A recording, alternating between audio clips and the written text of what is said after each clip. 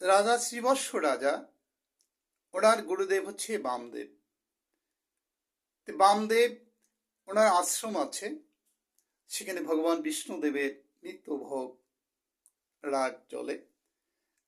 তো এই গুরুদেব বামদেব উনি 3বারই ভিক্ষা করে যা পায় তাই দিয়ে উনি ভগবান বিষ্ণুদেবের সেবায় লাগায়।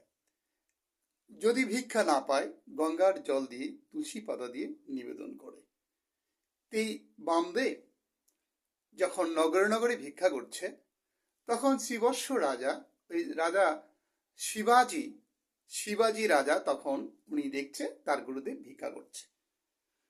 তখন রাজা শিবাজি উনি একটা পত্র লিখে তার এক দারোয়ানকে দিয়ে, উনি পত্রটা দিয়ে বলল যে এটা গুরুদেবের চরণে দিয়ে দিবে।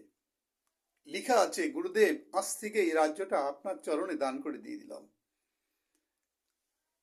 গুরুদেব রামদেব উনি দেখে, লেখা দেখে উনি চলে আসলেন আশ্রমে। এসে উনি আবার ভিক্ষায় যেয়ে তখন রাজা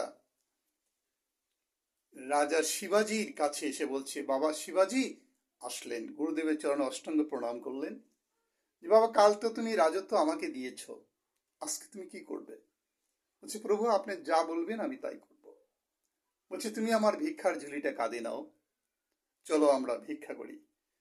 রাজা শিবাজির সঙ্গে একসাথে ভিক্ষা করে আশ্রমে নিয়ে যেয়ে সেই রন্ধন করে ভগবান বিষ্ণুদেবের ভোগ লাগিয়ে প্রসাদ পেল।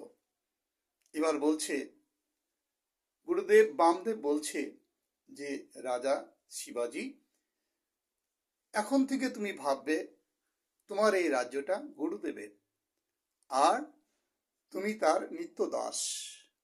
কখনো ভাববে না যে এই রাজ্যটা আমার, আমার বলতে এই জগতে কিছুই নেই, আমি আমার না। তাই তুমি আজ থেকে গুরুদেবের, স্বয়ং ভগবান বিষ্ণুদেবের প্রতিনিধি মনে করে তুমি নিজেকে তার দাস মনে করে এই রাজ্য পরিচালিত করবে। তাহলে দেখবে তুমি এই রাজা হয়েও ভক্তি প্রেম দিয়ে ভগবান বিষ্ণুদেবকে লাভ করতে পারবে। আমি আশীর্বাদ করলাম তোমাকে।